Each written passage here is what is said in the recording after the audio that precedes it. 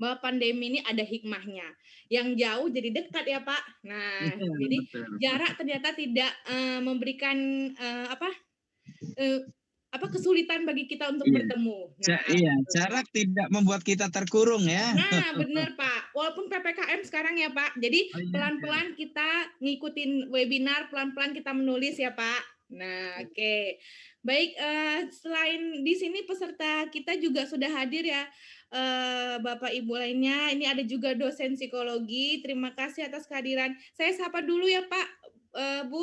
Nih, Mbak Intan, dosen Fakultas Psikologi itu selain Pak Ivan, dan Bu Yuliana yang dosen tetap, ada Pak Cipto Hadi, terima kasih kehadirannya, Ibu Raudatul Salama, Ibu Hijriatul Cucuani yang sekarang sedang tugas belajar, alhamdulillah sedang ini studi S3-nya, Ibu Lisha Khairani juga sedang studi S3, berkesempatan hadir pagi ini, kemudian ada Pak Masyuri, Sekprodi Pasca Sarjana UIN Suskaryau, Ibu Desma Husni juga hadir. Assalamualaikum Pak. Assalamualaikum Eka. Iya Pak, sehat ya Pak? Alhamdulillah sehat ini. Alhamdulillah.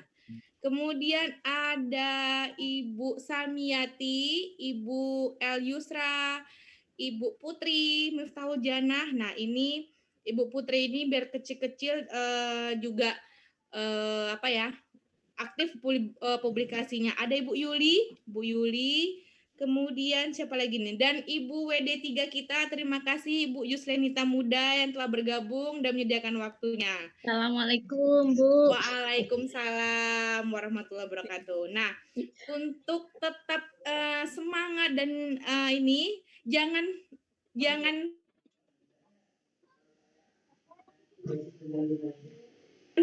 dulu sebelum karena sangat menarik. Nah, oke. Pertama saya akan mungkin memperkenalkan dulu siapa narasumber kita. Kalau dilihat dari CV-nya Mbak Intan bisa habis waktu kita nih Mbak. Jadi saya singkat aja ya Mbak. Nah, oke. CV-nya sangat menarik. Ini kalau dibacakan dan saya ini kalau saat ini Mbak Intan sendiri adalah Dekan Fakultas Psikologi Mercu Buana. Nah, kemudian pernah menjadi ketua prodi, kemudian pernah menjadi kepala divisi pendidikan, kemudian pernah kalau masalah karir luar biasa, Mbak.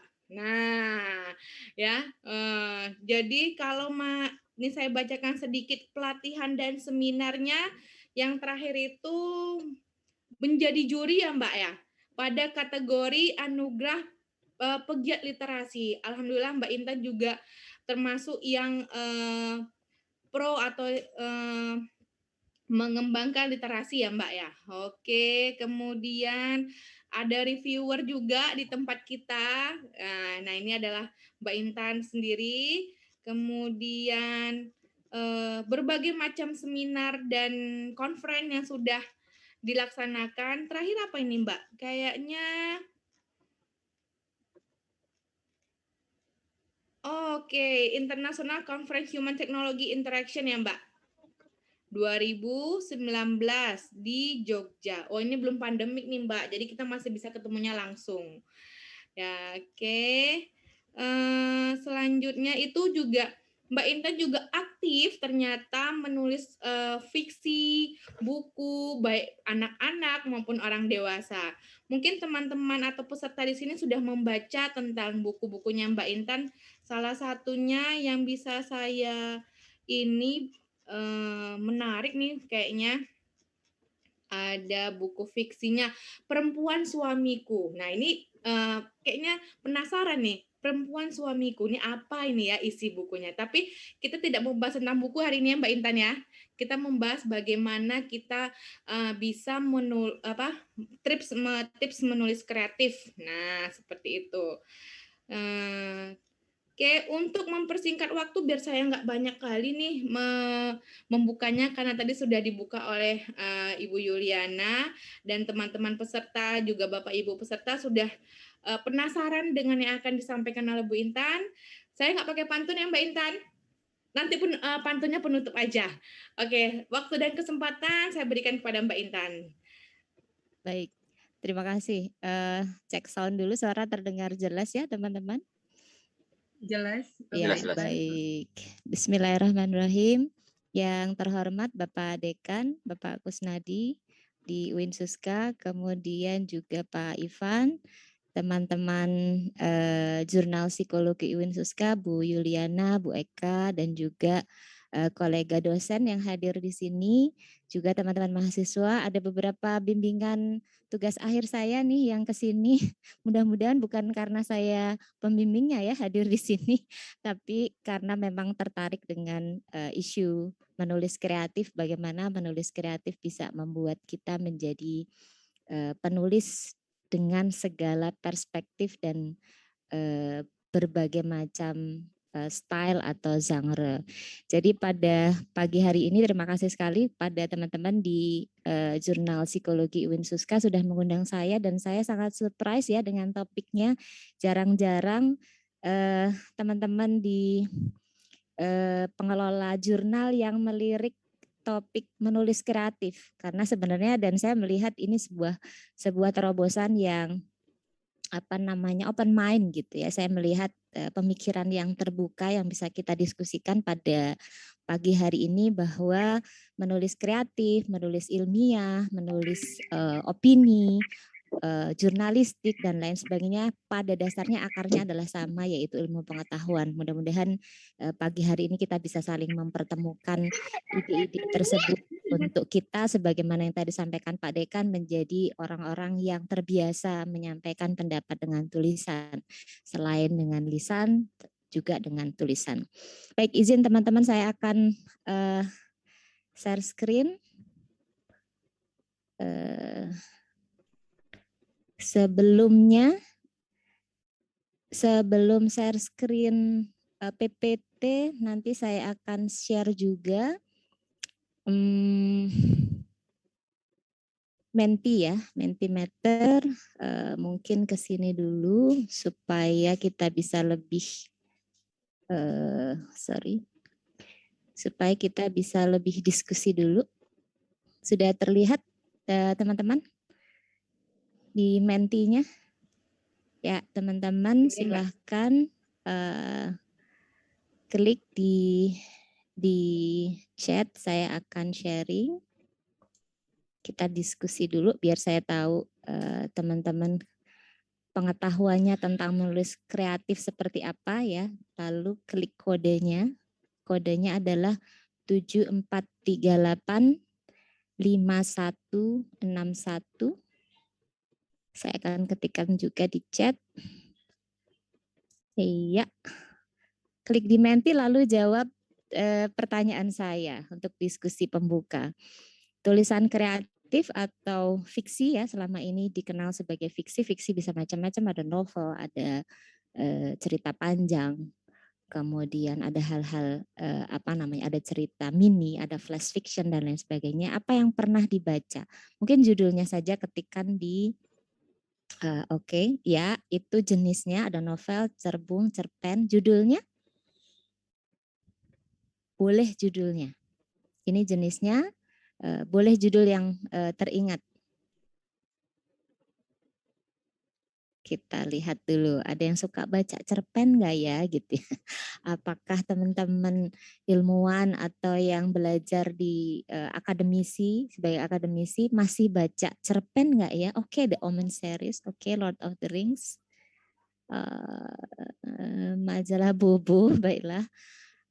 Primum non nocere, apa itu ya? Saya salah nggak spellingnya. Kemudian ayo lagi Lord of the Rings itu series imajinatif ya, semacam distopia utopia seperti itu. Kemudian ada lagi Hunger Games, oke, ini distopia novel. Supernova ya, itu juga imajinasi distopia. Pesantren Impian ini punyanya Asma Nadia ya. Oke. Ada lagi kah? Sayap-sayap patah. Gado-gado Femina. Oke. Man on Fire. Perahu Kertas. Punyanya Di Lestari. Ya, Twilight, oke. Ada lagi kah? Ayo kita pesertanya kan ada 500 orang ya di sini ya. Oke, ini masih 10 orang yang komen. Da Vinci Code, novel 99 Cahayanya Fuadi, Api Tauhidnya Abik ya. Kemudian Harry Potter, oke, itu sangat-sangat terkenal. Orang-orang biasa, ya, Guru Aini. Ketika Cinta Bertasbih mungkin maksudnya ya. Punyanya Kang Abik. Dulu ada Mbak ayat-ayat cinta. Oh oke, ayat-ayat cinta. Itu Yang sampai fenomenal. difilmkan. Iya, SBY pun datang ya, presiden nonton filmnya. Dari kertas ke layar, kemudian mungkin sekarang jadi digital gitu ya. Oke. Nah, ternyata teman-teman banyak sekali yang cukup banyak gitu ya yang membaca untuk novel-novel fiksi. Ada majalah Nova, Diorama Rasa, Assalamualaikum calon apa nih? Imam. IM, nggak cukup ya. Calon imam. Oke.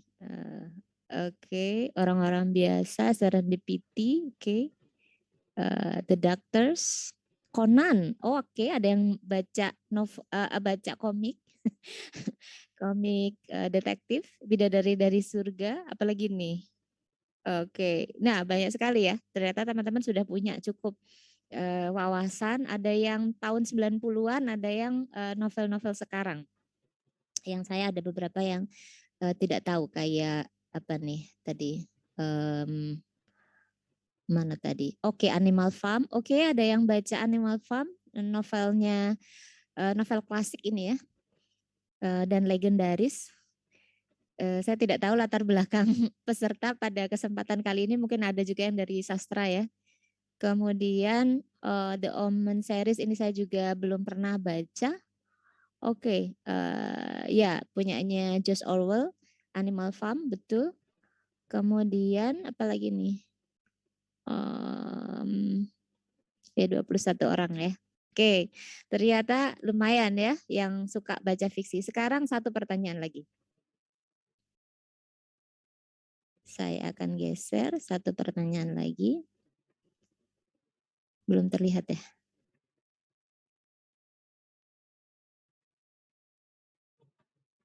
Nah, sekarang ini. 2 pertanyaan. Pilih mana? Menulis kreatif lebih mudah. Kalau baca fiksi tadi udah ya. Penulis fiksi itu biasanya akan terdorong juga untuk nulis kreatif. Apakah itu sekedar refleksi diri? Apakah itu nulis diary yang isinya cerita? Apakah itu menulis puisi gitu ya, kalau lagi sedih banget atau lagi jatuh cinta itu biasanya lebih gampang gitu, emosinya sedang naik turun, ada dinamika yang lebih tinggi, biasanya akan lebih gampang nulis ya. Apakah menulis kreatif lebih mudah karena lebih bebas? Menulis ilmiah banyak aturannya? Apakah menulis kreatif membutuhkan imajinasi? Menulis ilmiah tidak membutuhkan imajinasi. Oke. Oke, ada 10 orang yang berpendapat bahwa menulis kreatif lebih mudah karena lebih bebas, menulis ilmiah banyak aturannya. Ada 4 orang yang menjawab menulis kreatif membutuhkan imajinasi, tapi menulis ilmiah tidak membutuhkan imajinasi. Benarkah? Nanti itu ada di diskusi kita ya. Kemudian, menulis kreatif lebih mudah semakin banyak penganutnya. Menulis ilmiah banyak aturannya. Pak Ivan nih, Chief Editor, Chief Editor Jurnal Psikologi Unsuska nih, harus menulis ilmiah yang gampang aturannya Pak, biar banyak peminatnya. Ya, ada 17 yang berpendapat demikian. Oke, sudah ada 23 yang pro pada menulis kreatif lebih mudah karena lebih bebas, menulis ilmiah banyak aturannya. Ada 5 yang mengatakan menulis kreatif membutuhkan imajinasi, menulis ilmiah tidak membutuhkan imajinasi. Oke. Ya. Oke, biar nggak berlama-lama ya. Oke, makin banyak ini yang sebelah kiri nih. Kayaknya kita webinarnya menulis kreatif only aja, Pak. Nggak menuju menulis ilmiah, karena lebih banyak peminatnya. Atau skripsinya diganti kali ya. nulis nulis kreatif aja. Nih pikiran-pikiran, jangan dikasih tahu orang mercubuana ya. Dekannya bela menulis kreatif. Oke, baik teman-teman sekalian, kita akan stop dulu untuk Mentimeter. Saya sudah mengerti apa yang dipikirkan oleh teman-teman. Saya akan share PPT saya. Oke.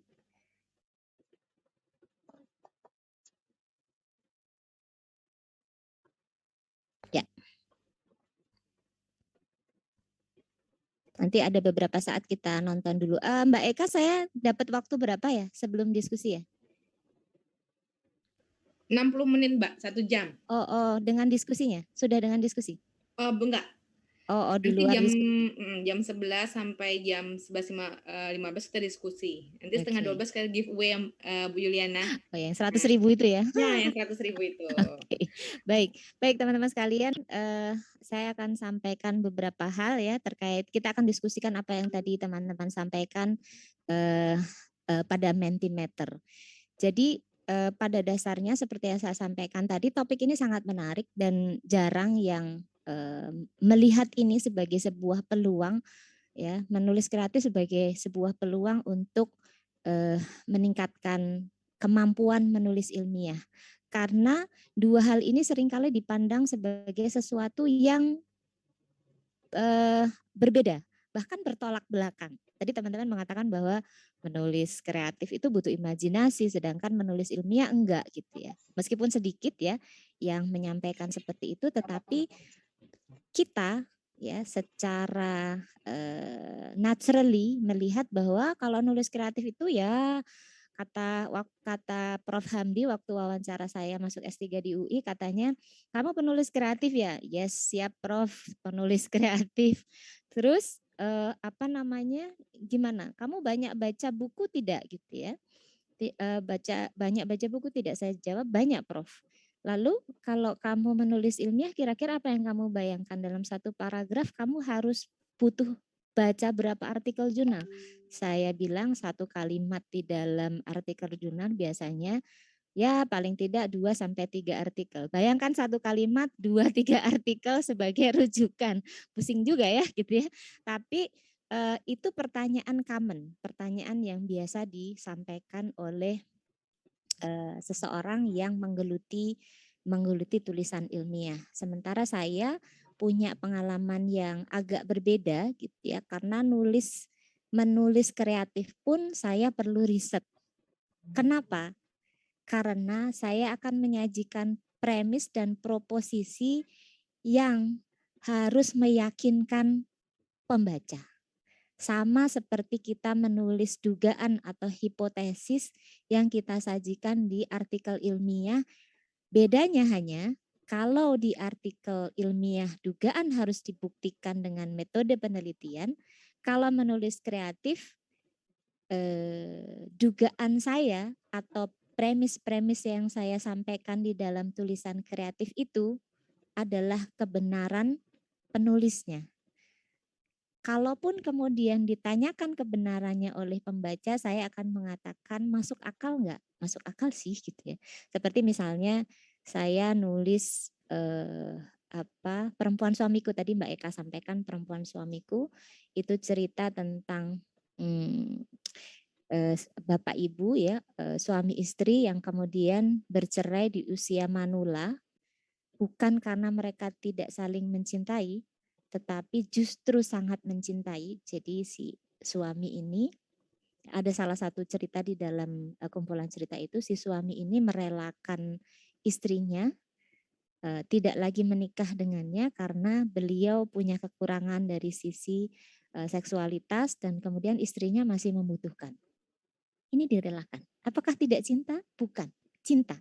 Apakah itu mungkin? Apakah itu bisa terjadi? Bisa. Tapi nggak bisa diobjektifikasi seperti artikel jurnal ya, dihitung pakai SPSS dan lain sebagainya, nggak bisa. Tapi kalau metode penelitian kualitatif masih mungkin. Adakah pasangan yang memutuskan seperti itu? Mungkin, dicari ada.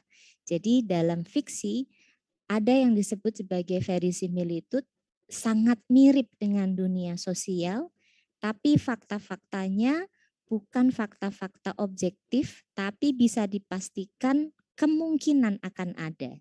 Tapi berapa persentasenya tidak bisa dikuantifikasi dan lain sebagainya. Nah, itu ruang itu yang tadi teman-teman bilang lebih bebas gitu ya.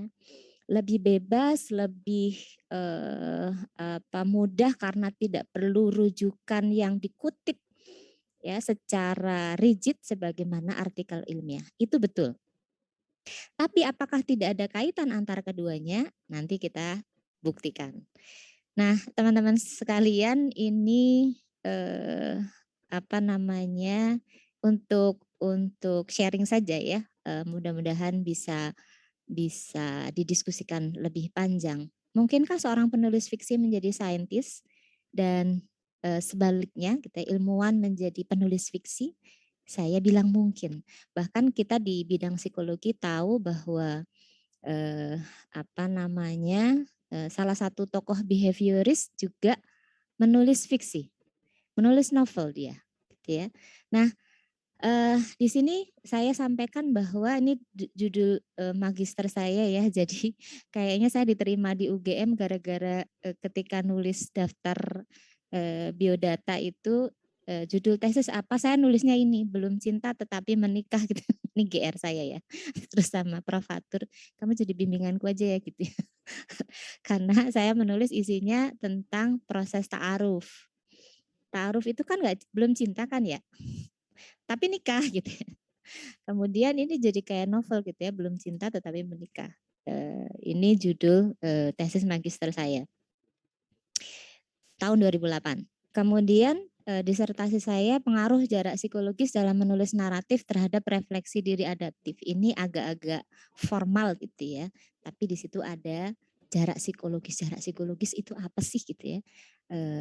Itu adalah mental distance yang ada di kepala kita. Apakah ada teorinya? Ada ternyata. Nanti saya sampaikan. Nah, ini beberapa buku-buku fiksi saya 2001-2017. Mohon maaf namanya bukan Intan Safitri ya, ini nama panggung. Nama panggung. Nama pena dari tahun 2001 sampai sekarang 2017 saya pakai nama asli karena ternyata kalau nama pena nggak bisa masuk Mbak Eka gitu ya, jadi nggak kehitung. Jadi harus bisa dirujuk pakai nama asli. Itu egosentriknya dosen ya. Nah, ini beberapa tulisan ilmiah saya. Masih kecil, indeks I10-nya baru 1, indeks H indeksnya baru 4, kutipannya baru segitu. Saya aktif nulis sejak magister untuk artikel ilmiah ya, dan kemudian ini rajin banget 2019 karena pengen cepat lulus gitu ya. Saya lulus S3 2019, ada 5 artikel jurnal di 2019. Jadi menulis juga kadang-kadang harus dipaksa oleh keadaan. karena sudah nggak punya koin lagi untuk bayar SPP-nya UI gitu ya. Jadi saya bilang sama promotor, saya mau lulus 3 bulan ke depan. Jadi akhirnya nulis. Nah, ini beberapa artikel jurnal saya. Banyak yang terkait dengan refleksi diri adaptif. Kemudian juga banyak terkait dengan terapi menulis. Biblioterapi, saya sekarang sedang mendalami biblioterapi. Jadi terapi pakai baca cerita ya. Jadi tidak jauh-jauh dari aktivitas saya menulis kreatif. Nah, ini teman-teman berarti bisa dong gitu ya, penulis fiksi kemudian menulis artikel ilmiah. Mereka yang nulis artikel ilmiah bisa juga sebenarnya kalau mau menulis fiksi. Hanya masalahnya mau atau tidak. Oke. Nah, ini tadi sudah kita diskusikan. Nah, teman-teman sekalian, apa sih sebenarnya menulis kreatif dan bedanya apa menulis ilmiah? Ada hal-hal yang sama, ada hal-hal yang berbeda. Tadi secara natural teman-teman sudah menuliskan di Menti. Nah, ini adalah definisi akademiknya gitu ya. Menulis kreatif adalah aktivitas menuliskan perasaan, yang merah itu beda ya berarti ya.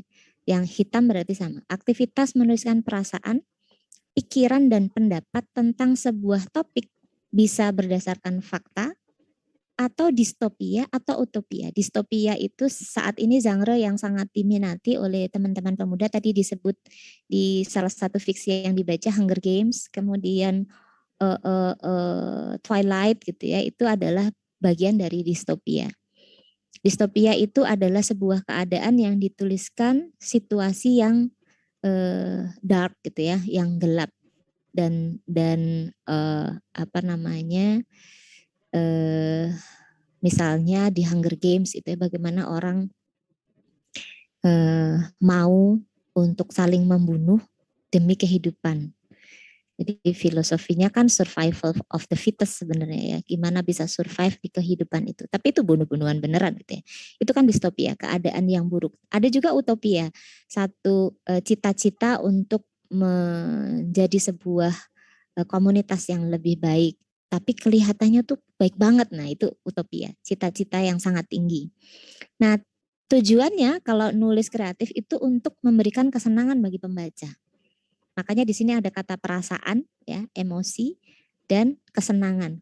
Perasaan dan kesenangan adalah emosi. Nah menulis kreatif umumnya dipenuhi oleh dinamika emosi tokoh-tokoh di dalam cerita itu. Bahkan kadang-kadang juga dinamika emosi penulisnya. Ya, dinamika emosi penulisnya.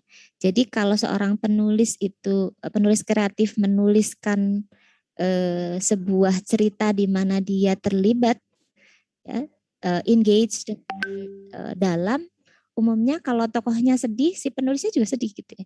Kalau apa namanya si tokohnya sedang sengsara, si penulisnya juga merasakan kesengsaraannya gitu. Nah, ini penulisan kreatif. Jadi ada hubungan antara si penulis, hubungan yang subjektif yang sangat erat secara emosional antara penulis sama tulisannya. Tapi kalau menulis ilmiah tidak, dia agak berjarak. Ya, dia agak berjarak. Jadi menulis ilmiah itu aktivitas menuliskan pikiran dan pendapat tentang sebuah topik dengan tujuan. Jadi tujuannya kalau yang pertama tujuannya kesenangan, kalau yang ini tujuannya memberikan fakta. Lalu membuktikan dugaan dan spekulasi serta memberikan argumentasi dengan bukti empirik. Jadi kalau di sini ini untuk bersenang-senang, yang kiri itu untuk bersenang-senang, tapi tetap di dalamnya ada fakta. Fakta apa? Fakta cerita gitu ya. Kemudian di dalam menulis kreatif juga ada spekulasi. Ya, ada dugaan-dugaan. Tapi tidak dibuktikan secara empirik. Argumentasinya adalah argumentasi si penulis untuk agar supaya si tokoh-tokoh itu ceritanya tuh masuk akal gitu ya. Ceritanya masuk akal. Jadi kadang-kadang kan kita berpikir dunia seperti di Hunger Games itu apakah nyata? Ya tidak. Tapi relasi interpersonalnya, apa yang terjadi di dunia Hunger Games itu mungkin saja terjadi. Mungkin orang saling berkompetisi sampai saling mematikan satu sama lain. Mematikan dalam arti tidak mati beneran gitu ya. Sikut sana sikut sini gitu ya, apa namanya, gimana menjatuhkan satu sama lain, itu kan kita manusia gitu. Di Hunger Games itu benar-benar membunuhnya benar-benar dibunuh beneran gitu ya, sampai mati beneran. Nah ini menulis kreatif tujuannya memberikan kesenangan, menulis ilmiah memberikan fakta yang dibuktikan dengan bukti empirik. Nah, nampaknya yang teman-teman katakan sulit itu di sini nih. Ya, memberikan argumentasi dengan bukti empirik. Jadi, menulis kreatif membutuhkan keterampilan pilihan kata yang kaya, kemudian menyusun kata yang lebih masuk akal, premis-premis yang masuk akal, kemudian juga gimana caranya penulis bisa mengajak pembaca untuk merasakan apa yang dirasakan si tokoh, tapi kalau menulis ilmiah dia punya perangkat yang lain, yaitu metode penelitian ilmiah. Jadi ini dua hal yang berbeda ya. Metode penelitian ilmiah sendiri, cara nulisnya juga sendiri. Nah, di sini menulis kreatif, keterampilan menuliskan kata-kata dan pilihan kata yang tepat sangat dibutuhkan. Nah, lalu hubungan keduanya apa? Gitu ya. Kita akan lihat di sini. Ya, di sini ada kata pilihan kata lebih bebas, menulis ilmiah lebih formal, menulis kreatif itu formatnya lebih bebas, alur bisa maju mundur gitu ya. Pakai alur maju boleh gitu ya pada suatu hari, lalu hari berikutnya, lalu hari terakhir, atau alur mundur. Ya, tokohnya tiba-tiba mati. Kenapa dia mati? Dijelaskan di belakang. Atau maju mundur. Kadang-kadang ditarik ke depan, kadang-kadang ditarik belakang. Itu menulis kreatif. Tapi menulis ilmiah tidak bisa begitu. Format diatur dengan sistematis. Ada latar belakang dulu, latar belakang didukung oleh literatur, lalu metode penelitian, lalu lalu hasil dan pembahasan, kesimpulan dan syarat. Formatnya lebih in order gitu, lebih teratur. Tapi kalau kreatif enggak. Nah, perasaan penulis di menulis kreatif dapat disampaikan melalui ceritanya, tapi kalau menulis ilmiah, perasaan penulis tidak mencampuri hasil gitu ya. Tidak pernah tahu bagaimana perasaan penulis ketika kita membaca sebuah artikel ilmiah. Nah, kalau menulis kreatif boleh didramatisasi, dilebih-lebihkan. Menulis ilmiah nggak boleh, karena setiap kali satu kalimat kita harus bisa mempertanggungjawabkan secara empirik dan secara referensi maksudnya apa gitu ya. Nah, menulis kreatif boleh bersifat distopia, utopia tadi ya, dugaan-dugaan, spekulasi, mungkin sekarang tampak mustahil, tapi suatu saat nanti bisa saja terjadi. Kayak misalnya kalau dulu ya sebelum ada pesawat terbang, mungkin pesawat terbang itu fiksi. Atau handphone misalnya ya. Handphone ini kan saya masih sering suka ajaib gitu ya sama handphone ini. Kenapa jari saya bisa mengandung, kalau kopas itu kan tinggal disentuh lalu letakkan tempat lain gitu kan. Apakah yang saya sentuh itu nempel di ujung jari? Itu kadang-kadang masih suka mikir seperti itu. Nah ini kan sebenarnya fiksi di masa belum ada. Tapi menjadi kenyataan di masa sekarang. Itu menulis kreatif. Dia memantik pikiran-pikiran yang seolah mustahil, tapi ternyata suatu saat menjadi nyata. Nah ini nanti ada hubungannya sama menulis ilmiah ya. Nah menulis kreatif yang sama dengan menulis ilmiah adalah logika tulisan atau cerita tetap harus masuk akal. Ya, masuk akal artinya dia dapat diterima oleh pembacanya. Oh iya ya, memang dia si tokoh B ini pantas dibunuh oleh tokoh A. Karena reasoningnya adalah BCD. Gitu ya. Tapi kalau tiba-tiba dibunuh, apa masalahnya tiba-tiba bunuh gitu ya? Nggak ada alasannya, nggak ada premisnya. Nah, ketika nggak masuk akal, biasanya penonton kecewa. Dan itu tidak disukai oleh pembaca. Nah, kalau menulis ilmiah, logika tulisan tetap harus masuk akal, boleh berspekulasi, boleh menduga-duga, tapi harus dibuktikan. Saya nggak bisa misalnya saya menduga nih gitu ya. Oh saya menduga bahwa membaca fiksi akan menyembuhkan skizofrenia. Jadi misalnya gitu ya. Itu kan dugaan, spekulasi. Tapi saya nggak bisa bilang begitu. Harus dibuktikan kalau nulis ilmiah. Tapi kalau saya memindah ide itu ke fiksi, boleh-boleh aja. Asalkan saya bisa menuliskan semuanya sehingga tampak masuk akal. Berarti saya harus baca referensi dengan baik. Ya, contohnya yang ini sekarang lagi seru ya. Kita kan sedang menghadapi pandemi COVID. Beberapa saat yang lalu, setahun yang lalu kalau tidak salah ketika COVID sedang masih baru gitu ya, pandemi ini masih baru, beredar di kalangan teman-teman akademisi itu PDF novelnya David Kons yang judulnya ada teman-teman yang tahu nggak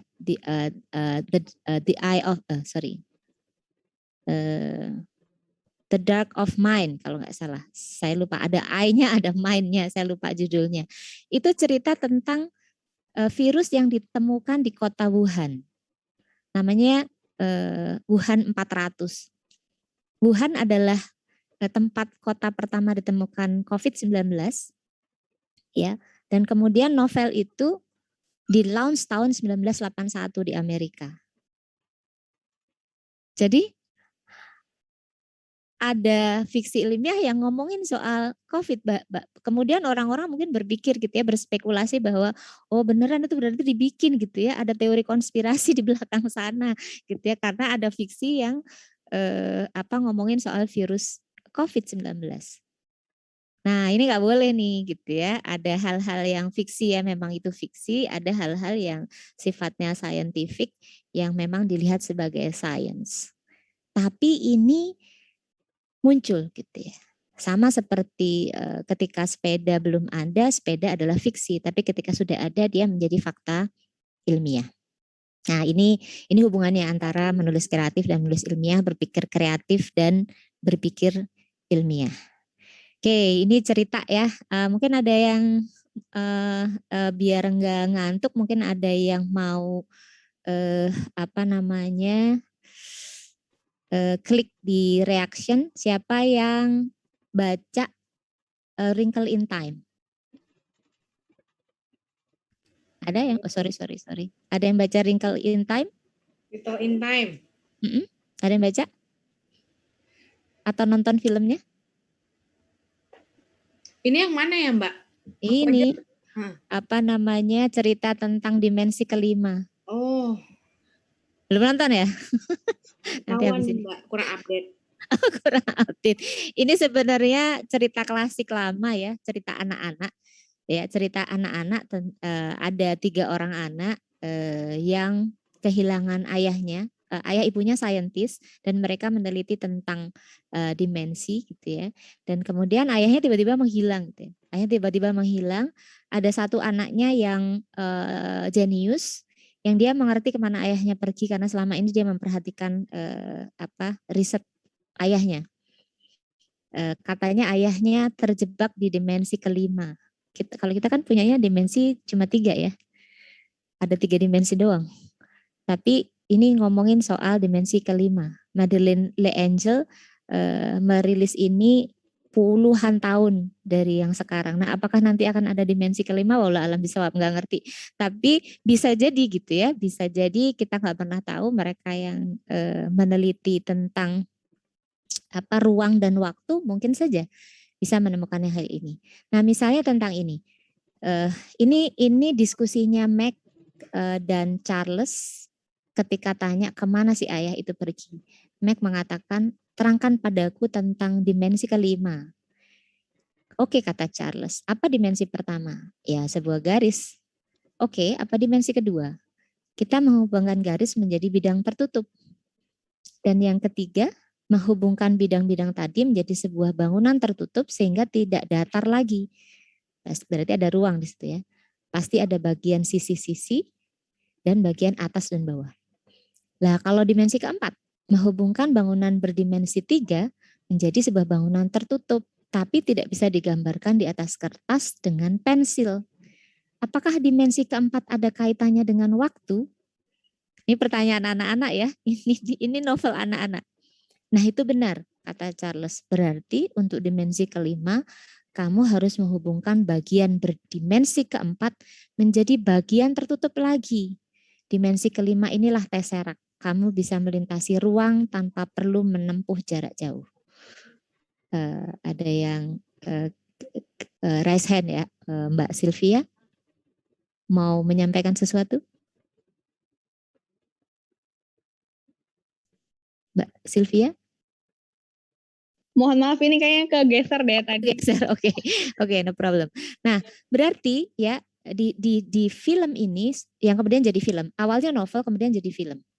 Ini ngomongin soal ruang dan waktu. Nah, kalau teman-teman penonton film juga movie goers mungkin deh lihat seberapa banyak sih tema-tema tentang ruang dan waktu atau time machine gitu.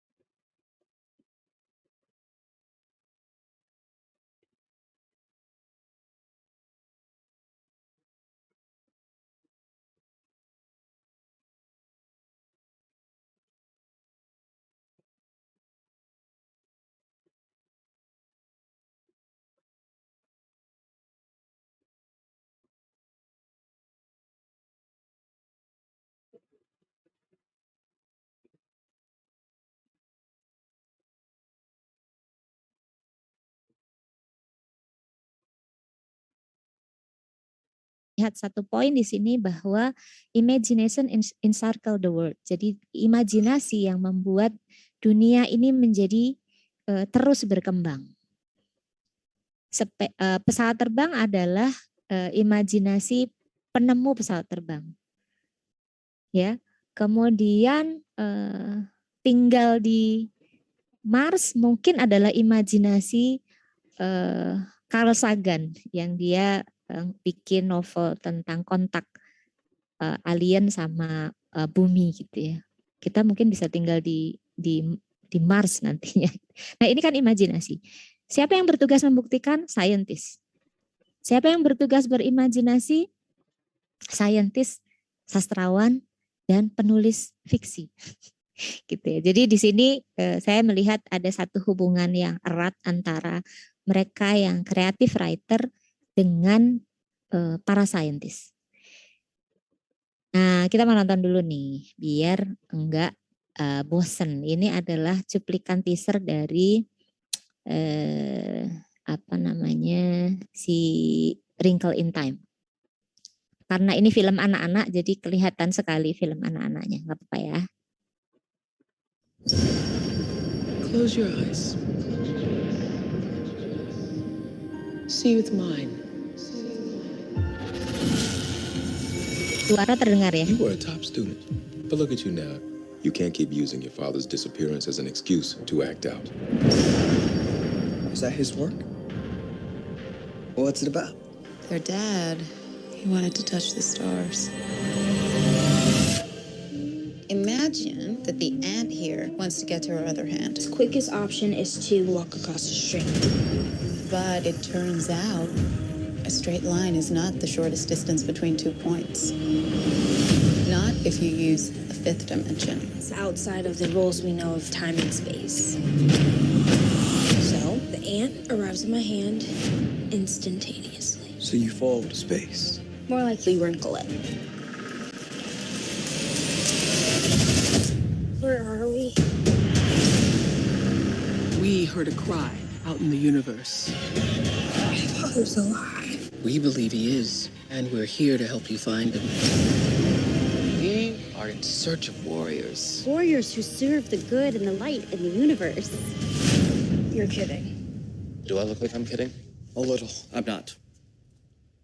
I'm not. Your father's trapped by an evil energy, It's too strong for our light. and the only one who can stop it is you. Be a warrior.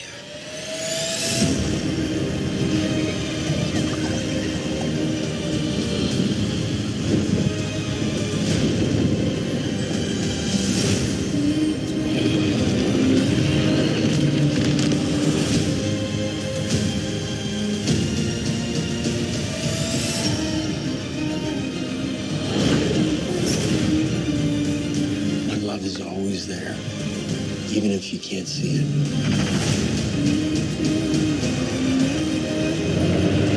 Do you trust me? I trust you.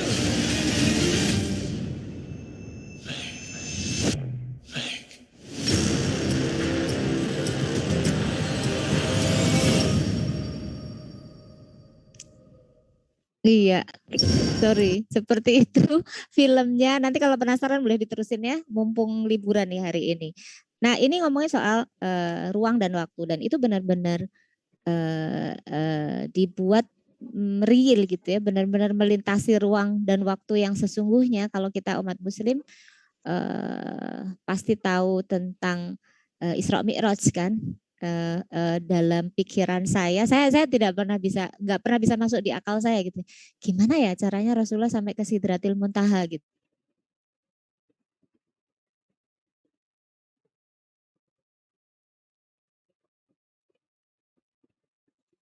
Entah untuk sholat itu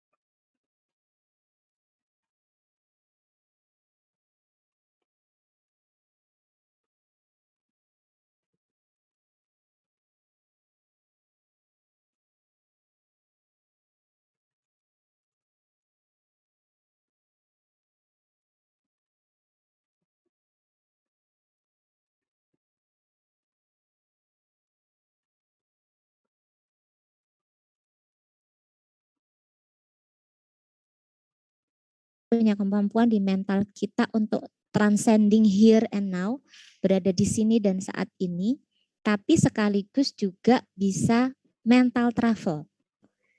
Kita kadang-kadang mengingatkan our memory, ingatan kita itu mental travel ke belakang. Kita ingat ibu ayah kita yang sudah tidak ada.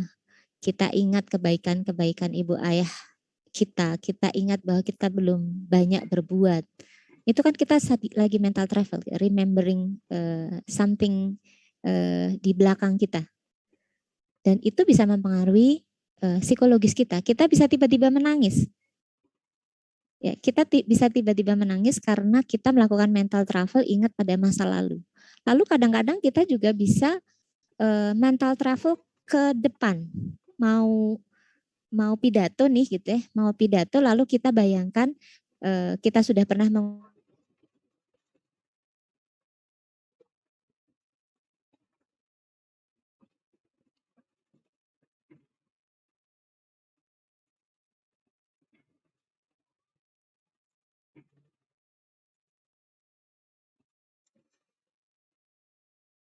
we can transcending the here and now, terus ke depan ke belakang. Ada 4 dimensi katanya Lieberman sama Truff. Jarak psikologis itu ada yang kaitan dengan temporal, waktu.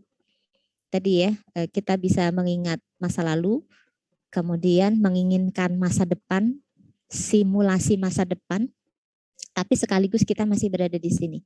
Ada lagi itu dimensi temporal, waktu.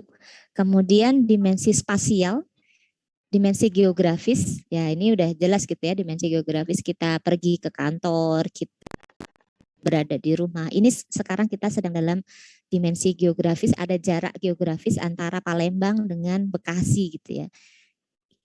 Dimensinya yang kedua adalah itu. Kemudian dimensi ketiga adalah hypothetical, ya, hypothetical, sesuatu yang kita duga itu ada jarak. Sesuatu yang kita duga itu ada jarak. Lalu yang saya pakai di disertasi saya adalah perspektif. Ya, saya menggunakan terapi menulis pakai punyanya James Pennebaker. Kalau orang nulis itu menjadi lebih lega. Pennebaker menggunakan perspektif pertama. Ini hipotetikal ya maksudnya. Menggunakan perspektif pertama, orang pertama. Jadi kalau nulis di diary, di jurnal, orang yang nulis jurnal atau nulis diary itu selalu mengatakan saya merasa terpukul karena saya gagal dalam ujian. Itu kan pakai saya. Tapi saya mengatakan kalau pakai saya itu orang akan cenderung ruminate gitu ya. Emosi negatifnya menjadi lebih intens, dia egosentrik pada dirinya sendiri terus makin stres. Dia muter-muter aja nggak dapat masalah. Tapi kalau dikasih jarak antara dirinya yang menulis dengan dirinya yang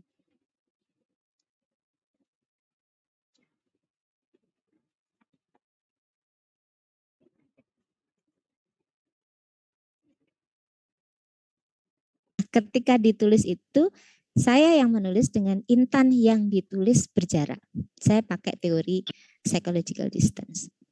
Saya terinspirasi oleh Wrinkle in Time gitu ya, bahwa ada jarak antar waktu ya.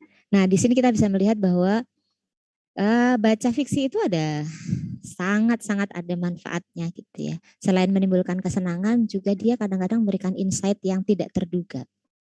Nah, jadi di sini kita bisa pergi ke masa lalu, main-main ke masa depan, itu masih di dalam mental kita gitu ya, masih dalam mental kita. Tapi teorinya sudah ada.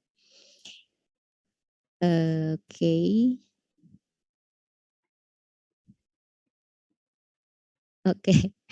Ada yang komen-komen di chat soal supernova dan lain sebagainya ya. Kita akan satu lagi gitu. Saya akan tunjukkan gimana ya, mereka kreator di bidang kreatif, kemudian di artikel jurnalnya pun ada gitu. Saya suka iseng-iseng begitu gitu, nyari habis nonton film terus cari muncul insight di kepala, lalu cari di apa namanya Skynet. Iya benar, ada orang udah mikir sampai ke sini gitu ya. Tapi insight-nya dari hal-hal yang sifatnya kreatif seperti ini. Ini misalnya. When's your birthday? I never had a birthday. His name is David. I feel it. That's creepy. Whoa, feels so real.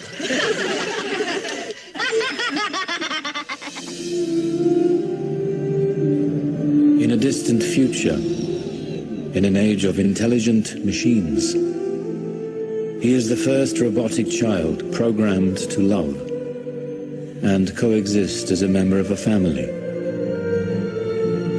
His is a tale of humanity and a journey to find his place among humans and machines. I'm a boy. You are a real boy. At least as real as I've ever made one.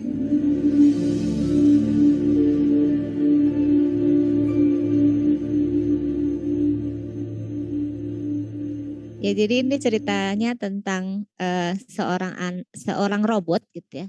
Seorang robot gitu ya, sebuah robot, bukan seorang, kalau seorang mah manusia ya. Sebuah robot yang apa namanya diciptakan dengan program mencintai. Ini pesanan seorang ibu yang kehilangan anaknya. Terapi toh itu sebenarnya, ya kan?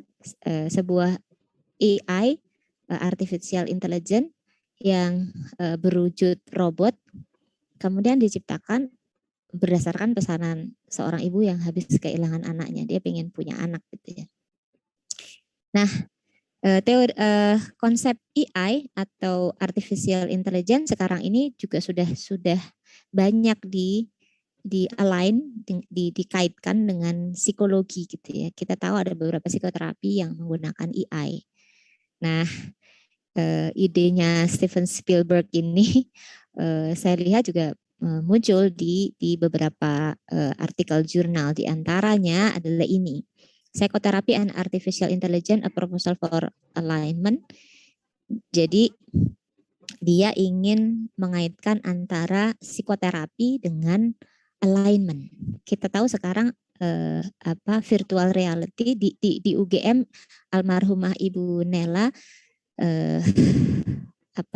senior saya yang waktu di S2 di UGM memberikan saya kesempatan luar biasa untuk berdekatan dengan beliau dan Prof. Jamaluddin Ancok keliling Indonesia untuk pendidikan. Itu sebelum beliau meninggal, legasi beliau adalah psikoterapi dengan virtual reality. Tapi virtual reality-nya masih pakai itu ya, masih pakai dipasang di muka gitu ya. Nanti teman-teman bisa searching virtual reality yang dilakukan oleh Bu Dr. Nela. Ya, jadi ditaruh di sini untuk ngatasin fobia. Fobia kan membutuhkan membutuhkan terapi untuk perlahan-lahan menghilangkan fobianya. Nah, itu dibuat filmnya, masukkan ke virtual reality-nya dan kemudian mereka latihan untuk mengatasi fobianya. Demikian juga artificial intelligence sudah didahului oleh para kreator kreatif gitu ya. Nah, kadang-kadang kita perlu untuk baca-baca science fiction, baca-baca fiksi-fiksi. Kalau Anda tertarik dengan interpersonal relationship ya baca novel roman gitu ya untuk tahu apa sih yang dipikirkan oleh para penulis kreatif ini untuk mendapatkan insight, mendapatkan topik dari penelitian. Oke, jadi saya kemudian berkesimpulan, nih teman-teman boleh punya kesimpulan lain ya setelah ini ya. Tulisan kreatif itu memberikan stimulus berupa spekulasi. Ya karena memang semuanya spekulasi, nggak dibuktikan secara empirik gitu ya. Memberikan dugaan, memberikan hipotesis, ya, yang tidak perlu dibuktikan melalui penelitian empirik. Sedangkan tulisan ilmiah mengambil insight tersebut untuk membuktikan spekulasi atau dugaan atau hipotesis secara sistematik. Kayak dulu kan nggak pernah kebayangkan kita ada teori tentang parasosial ya, mungkin teman-teman di sini yang social psychologist atau para mahasiswa yang pengen meneliti tentang media, bisa tahu bahwa ada teori tentang parasosial. Jadi hubungan sosialnya bukan hubungan sosial yang real, tapi dengan media gitu ya. Gimana teman-teman yang suka K-drama, kalau lagi libur kayak ini bisa binge watching gitu ya, dari pagi sampai pagi lagi nonton 16 episode dihabisin. Jangan khawatir, saya kadang-kadang juga begitu gitu ya. Kalau memang sudah nggak ada apa lagi yang harus dikerjakan, saya kadang-kadang begitu. Tapi saya mendapatkan sesuatu dari nonton itu gitu ya. Insight-nya kadang-kadang bermunculan ketika kita menonton itu. Jangan sampai kecanduan aja, kita tahu kan ya batas-batas kecanduan seperti apa. Nah, teori parasosial membahas bagaimana para penikmat media itu, baik media kertas seperti novel, seperti cerpen dan lain sebagainya, maupun penonton film ataupun games yang menjalin social relationship dengan tokoh-tokoh yang ada di dalam media yang mereka konsumsi. Muncullah teori parasosial, muncullah teori naratif transport gitu ya. Jadi terserap oleh cerita. Kalau Goleman punya teori fokus gitu ya, ini beda lagi. Dia tercerap sampai merasakan emosinya si tokoh gitu ya. Bahkan kalau Anda suka lihat suka memperhatikan para penonton K-drama, mereka kadang-kadang nangis sendiri gitu ya. Saya juga gitu kalau baca cerita, kalau saya sangat tertransport ke dalam ceritanya, masuk ke dalam ceritanya, lebur dalam ceritanya, kadang-kadang ketawa-tawa sendiri gitu ya. Atau kadang-kadang ikut nangis juga gitu. Kalau si penulisnya bisa engage pembacanya. Nah, ini kesimpulan saya. Nah, teman-teman sekalian, sekarang kita sampai ke sini nih. Gimana sih sebenarnya nulis kreatif itu gitu ya. Seperti yang tadi sampaikan di Menti, teman-teman sekalian, nulis kreatif adalah menulis yang paling tidak membebani pikiran kita, karena aspek bebasnya, ya kita nggak perlu belajar SPSS, Lisrel, terus apalagi nih kalau yang kualitatif nggak perlu baca gimana caranya ngolah data kualitatif di Prisma atau di alat atau software yang lain gitu ya. Ya udah, nulis aja gitu.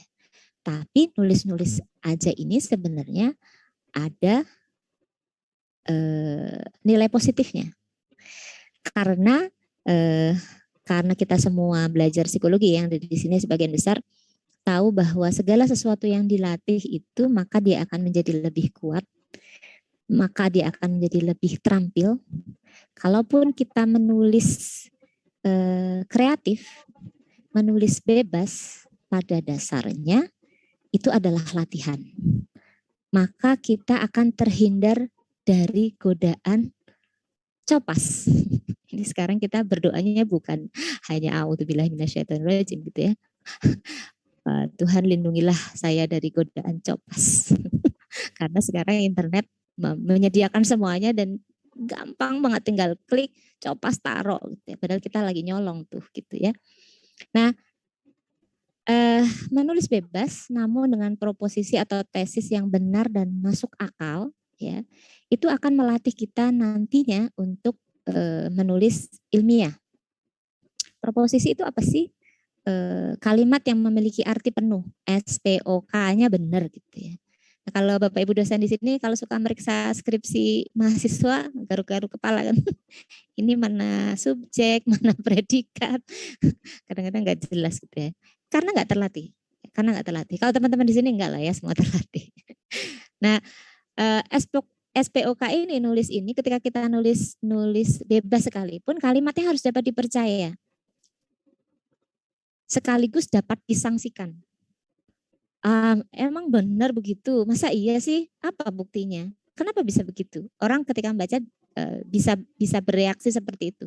Bisa disangkal atau dibuktikan benar tidaknya.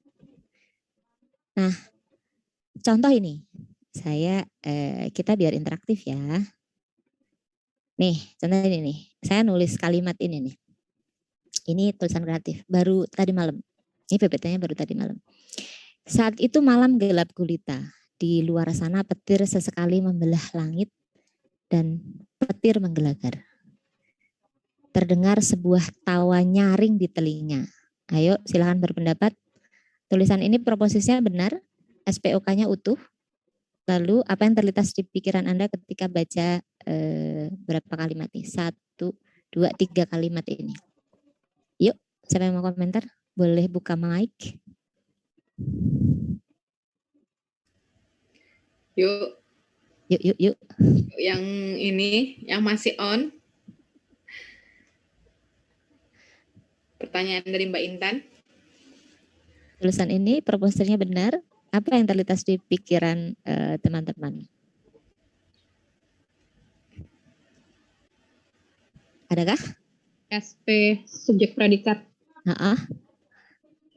Subjek predikat, ya. Proposisinya benar ya, berarti Mbak Ya, Sylvia? keterangan waktu ya. Keterangan waktu subjek predikat. Terus yang dirasain apa ketika baca 3 kalimat ini? Apa yang terlintas di pikiran? Emosi, maksudnya perasaan atau ini Bu? Ya, pikiran dan perasaan lah. Masuk akal masuk akal ya gitu. Oh berarti saat itu sedang kondisinya hujan, suasana gitu ya. Settingnya begitu. Di luar sana ada sesuatu yang apa ya? Ini masuk ke kategori distopia tadi ya. Itu aja sih yang saat ini masih terpikir. Cuma tadi ngeliatin SPOK-nya ini ada keterangan waktu, banyak keterangan waktu sama subjek dan predikat. Oke, yang dirasakan suasana gelap gitu ya? Iya, dark gitu. Emotional dark. Terus tawa nyaring di telinga? Kalau karena basicnya psikologi gitu. Ayo. Ini halu bebas atau aja. Ini something yang mistis atau memang kemudian keluar dari kondisi kepribadian atau gimana gitu. Tapi kan nggak ada keterangan lain nih. Suasananya emang dark, jadi ya gitu. Oke, yang terasa itu. Ada pertanyaan jadinya kan? Iya, betul. Ada pertanyaan kenapa di suasana gelap gulita ada petir, ada ketawa ya? Iya. Apakah genre horor? Genrenya horor atau apa gitu ya? Atau kenapa dia ketawa gitu kan? Suasananya mencekam tapi ada tawa kan kontradiktif, Mbak. Oke, ya ada kontradiktif di situ. Iya. Berarti dia butuh penjelasan dong ya? Iya. Oke. Ya, jadi ketika kita nyusun kalimat, ya proposisi, dia menjadi menarik ketika di situ ada kontradiksi. Ya, ketika di situ ada kontradiksi, itu menjadi menarik. Orang akan berpikir, kok malam gelap, ada suara petir, harusnya kalau mau lurus-lurus aja gitu ya, tanpa reaksi orang ketika malam gelap, petir menggelegar adalah di pojokan lalu ketakutan gitu kan. Kok ini ketawa ya gitu ya. Ini kenapa ya gitu. Penasaran Mbak Intan. Nah, iya betul Mbak Ana. Ada rasa penasaran. Nah, pertanyaan saya adalah kalau kita nulis artikel ilmiah bukannya begitu ya? Ya kan, kalau rumusan masalah itu kan kita bilangnya begini kan, penelitian sebelumnya menyatakan A, B, C, D. Lalu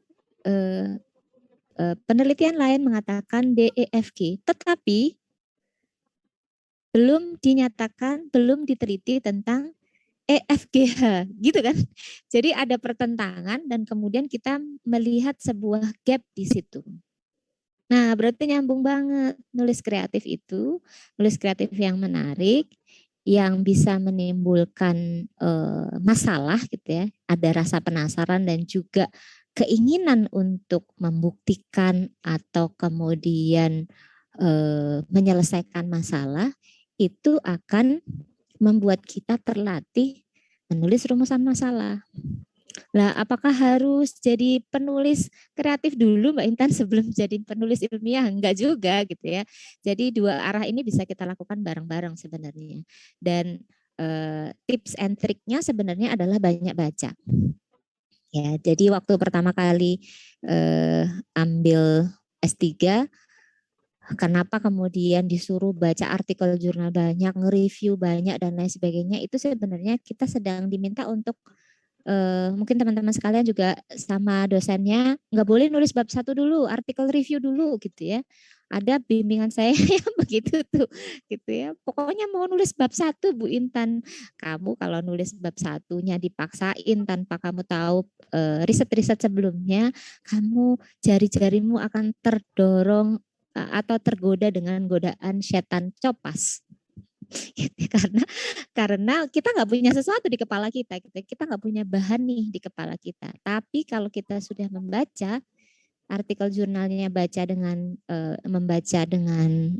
banyak dan kemudian mereview dengan benar, kita kemudian bisa melihat oh ternyata yang belum diteliti itu tentang kepribadiannya gitu ya. Sementara kalau aspek sosialnya udah, aspek neuropsikologinya udah dikaitkan sama variabel yang mirip dengan variabel itu sudah. Oh, kalau kepribadian belum. Nah, ketemu gapnya. Ketemu jawaban dari mengapa terdengar sebuah tawa nyaring di telinga di saat malam gelap gulita, petir membelah langit dan menggelegar gitu. Gitu ya. Jadi kenapa kita bisa menulis dengan lancar? Satu, selalu menulis. Apapun, kalau saya ya apapun kondisinya, karena memang segala sesuatu yang ada di kepala saya sering penuh gitu ya. Kalau pas lagi macet di lampu merah, saya juga kadang-kadang nulis gitu ya. Nulis sesuatu yang dilihat, sesuatu yang terlintas di kepala, apapun hasilnya. Nah, itu sebenarnya latihan. Sama seperti kalau Anda suka nge-gym, pergi ke gym dan kemudian angkat barbel dan lain sebagainya, lama-lama ototnya jadi bagus gitu ya. Nah, kalau Anda seorang akademisi, Anda senang membaca dan menulis itu adalah latihannya. Sama seperti salah seorang pemenang Pulitzer dari Amerika yang sampai sekarang pun masih tetap latihan menulis. Jadi tidak ada keterampilan yang langgeng kecuali dia selalu dilatihkan. Oke, coba sekarang kita ketik-ketik di boleh ketik-ketik di chat gitu ya. Terusin deh tulisan ini. Saat itu malam gelap gulita. Di luar sana petir sesekali membelah langit dan petir menggelegar. Terdengar sebuah tawa nyaring di telinga. Ini yang dapat 100.000 boleh dari sini nggak sih, Mbak? Gimana? Boleh panitia? Biar semangat nulisnya. Boleh sepertinya Bu Eka. Jadi ya, langsung saja kita nilai dari sini. Kita mulai penilaian dari yang ini pertama ya Mbak Intan. Yuk, silahkan nulis di chat, terusin deh. Ya. Apa aja, jangan takut.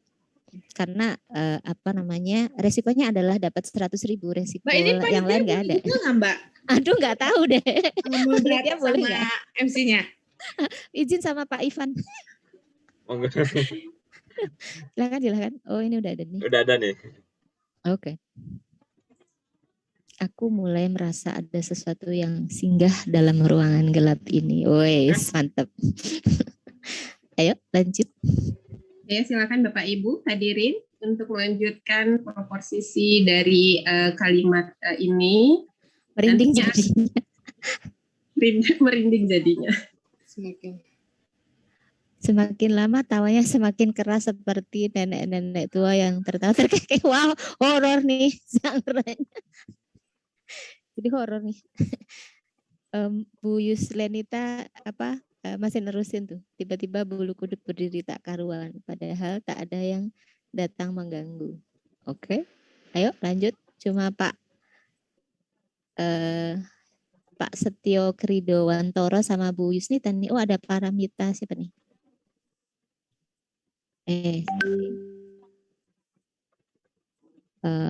Mana tadi? Ada Bu Paramita siapa gitu. Wah, ini mah calon penulis cerpen nih, Bu. Siapa namanya? Bu Yuslenita. Bu Yuslenita ini salah satu ini Mbak. penggemarnya Mbak Intan. Oh. Ya kan Bu Kailan? Iya. Kalau boleh cerita sedikit ya, dulu waktu kuliah novel-novelnya Bu Intan itu saya koleksi, termasuk punya Mutmainah itu Teh Imun, kemudian Elvitiana Rosa, Asma Nadia, karena aktivis dakwah kalau nggak punya novel itu rasanya gimana gitu. Oh gitu ya. Siap. Oke, terima kasih Bu Yuslanita. Nih, Terima kasih Bu Yulan. Sekilas saya mendekati wajah, berbisik lirih, kamu tidak baik-baik saja, cari jalan keluar, atau kau akan terperangkap dalam gelar asap yang kau ciptakan. Wah, seru nih. Ada lintasan-lintasan yang datang dalam imajinasiku. Ya, Pak Setio Kridowantoro. Namanya kayaknya nggak asing ya. Siapakah Bapak? Kemudian apa nih, Yuli, suara tawa nyaring terdengar semakin kuat, ternyata dari arah timur berkelebat sebuah bayangan hitam dengan kecepatan yang sulit untuk diikuti oleh mata. Apaan tuh? Luar biasa ya kita ya, mantiknya kebanyakan baca cerita silat, Mbak.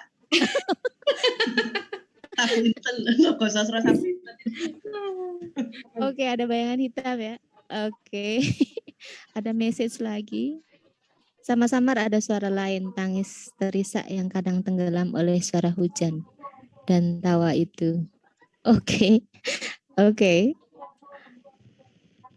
Nanti saya mungkin Bu Intan yang langsung menilai, nanti Bu Intan ya untuk giveaway yang pertama ya Bu Intan. Saya nih.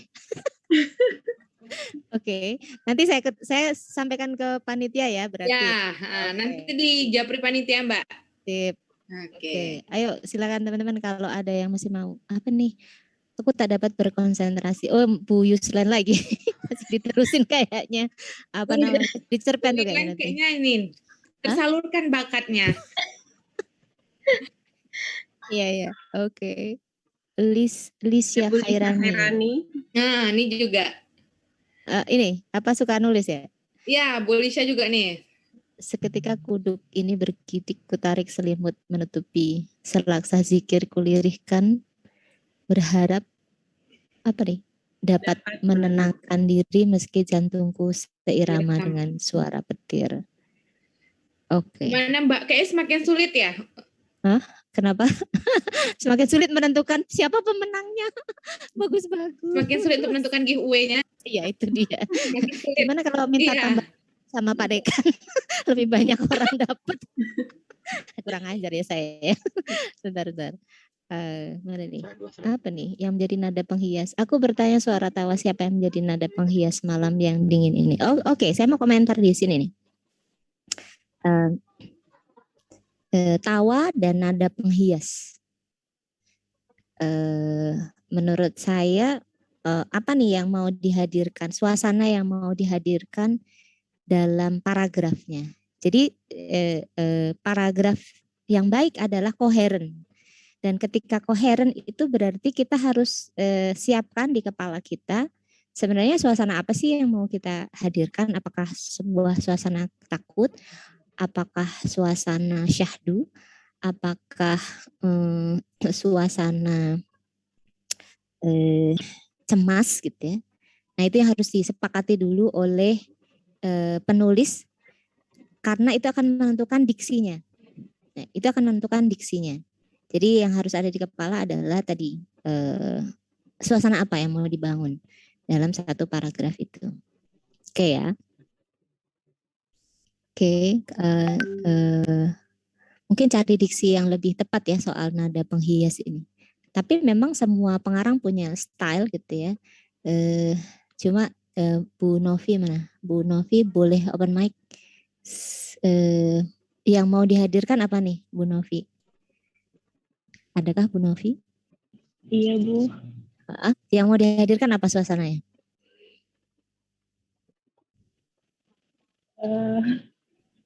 Lebih mencoba saja ya.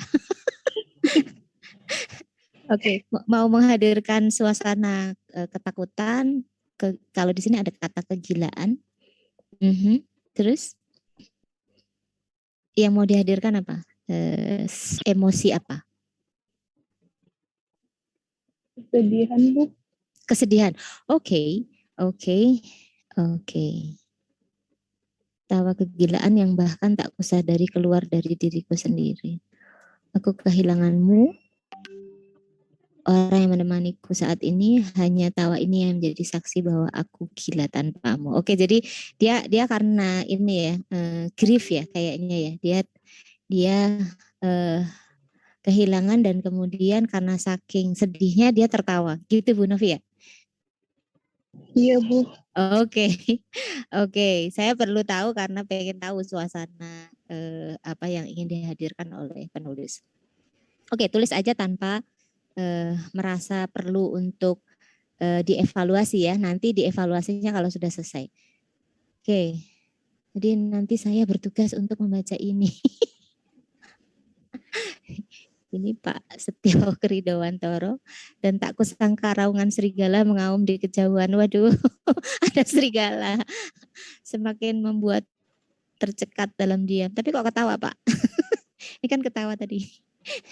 Oke, jadi harus koheren ya. Suasana, pilihan kata, kemudian paragraf selanjutnya itu harus saling mendukung. Apa Pak, ini latihan. Oke, baik. Teman-teman terima kasih sudah merespon. Nanti saya akan pilih salah satu ya. Karena semuanya bagus, saya hanya memilih saja. Tidak berarti kemudian yang tidak terpilih adalah yang tidak bagus. Oke, nah sekarang saya akan lanjut ke latihan lagi dengan proposisi ilmiah. Nah, kalau tadi kan lebih gampang ya menulis dengan cerita yang kita bayangkan dan kemudian menuliskan situasi yang familiar atau kita kenal itu lebih mudah. Nah, kenapa harus nulis bebas dulu dan terus-menerus berlatih? Karena dengan demikian maka kita akan siap untuk meloncat ke tahap berikutnya ketika kita membutuhkan banyak referensi menulis, terutama untuk proposisi ilmiah. Jadi kalau saya biasanya ya kalau lagi nulis artikel jurnal dan stuck, nggak ngerti gue ngomong apa sih gitu ya, kenapa tulisannya jadi muter-muter nggak jelas gini, gitu saya biasanya ngasih bikin jendela baru, saya nulis aja perasaan saya saat itu gitu ya. Kenapa ya? Mungkin ada sesuatu yang harus saya baca lagi. Ini kayaknya kaitannya di sini tentang ini kayaknya apa ya? Itu saya tulis. Jadi isi kepala saya taruh di kertas. Isi kepala ketidakmampuan saya untuk menemukan solusi dari tulisan saya tulis. Oh itu juga kegiatan menulis. Jadi mengatasi stuck atau kebuntuan di dalam menulis dengan menulis itu kalau saya gitu ya. Nah nulisnya dengan nulis bebas. Ketika nulis yang teratur sudah tidak bisa lagi kita lakukan, kita nulis bebas, free writing. Jadi free writing itu untuk kesenangan, mengembalikan mood dan seterusnya. Nah ini latihan lagi dengan proposisi ilmiah. Ini contohnya ini ya. Menempuh pendidikan strata 1 bagi sebagian besar orang Indonesia adalah dambaan. Pendidikan strata 1 dianggap merupakan jalan tol untuk meraih kesuksesan. Ini proposisi gitu ya, premis. Semuanya menimbulkan pertanyaan dan debatable. Terus saya bilang, namun pendapat tersebut perlahan tidak lagi populer sejak perusahaan besar seperti Google menyeleksi karyawannya tidak berdasarkan pendidikannya, melainkan berdasarkan keterampilannya dalam bekerja. Nah, paragraf ini koheren karena menampakkan sebuah kecenderungan orang Indonesia terkait dengan pendidikan, strata pendidikan, terus habis itu ada counter opinionnya, yaitu ketika si Google menyeleksi karyawannya tidak berdasarkan pendidikannya, melainkan berdasarkan keterampilan dalam bekerja. Paragraf ini utuh. Nah, kalau ini adalah tulisan skripsi tugas akhir, dosanya langsung oh oke gitu ya. Jadi ciri tulisan yang koheren, tulisan yang bagus adalah ketika dibaca mudah untuk dimengerti. Ya. Tulisan yang bagus adalah tulisan yang mudah untuk dimengerti. Jadi jangan mentang-mentang tulisan ilmiah lalu kita menyulit-nyulitkan gitu ya. Semakin sulit dimengerti maka semakin berkualitas. Salah itu. Ya, karena menulis adalah berkomunikasi. Kalau kita tidak berkomunikasi dengan baik, walaupun itu adalah sebuah artikel ilmiah, maka kita gagal di dalam menuliskan maksud dari tulisan kita.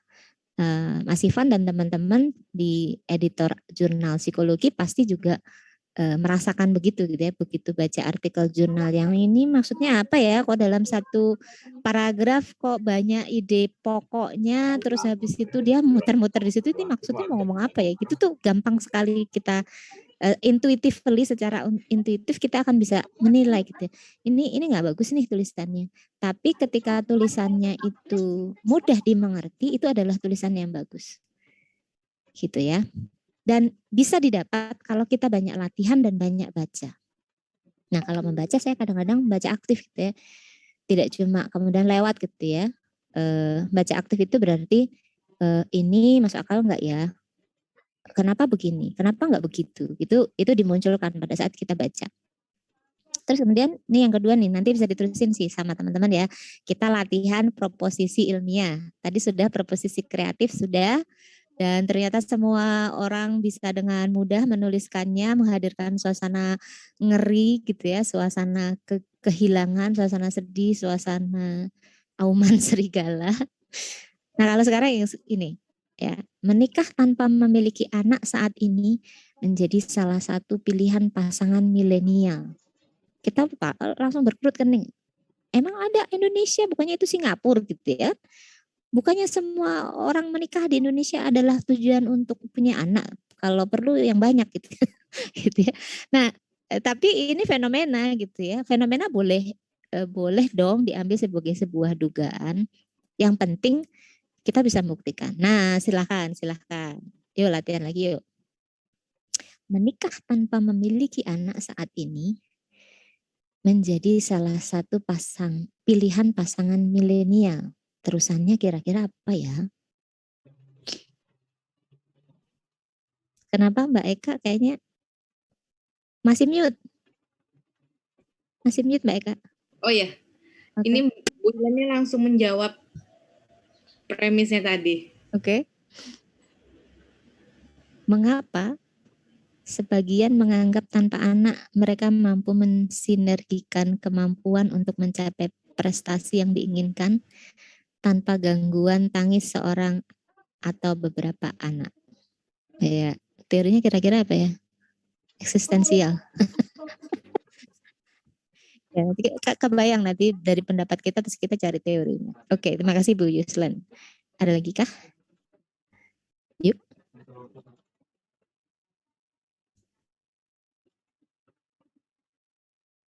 Oke. Ya, kata Mbak Eka 10 menit lagi, siap. Habis ini udah sih. ini slide latihan terakhir. Ayo, ada lagi? Jawab tantangan 100.000. Udah, oh oke. Oke, Pak Setio Kridowantoro. Anak menjadi bagian yang merepotkan bahkan menjadi saya belum selesai bacanya. Anak menjadi bagian merepotkan bahkan menjadi menghambat dalam karir dan berkaya menjadi sebuah alasan untuk tidak maju. Oke. Hampir sama ya idenya dengan Bu Yuslan.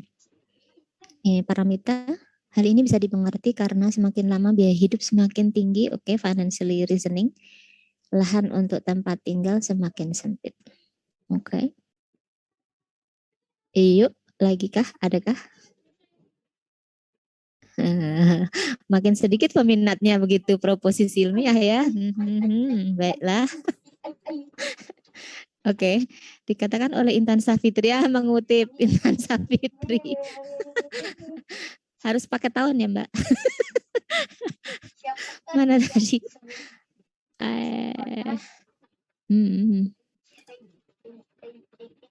Nah, dikatakan oleh Intan Safitri, psikolog keluarga dari UNIFEK, tren ini berkembang seiring dengan perubahan paradigma tentang keluarga di kalangan generasi milenial. Oke.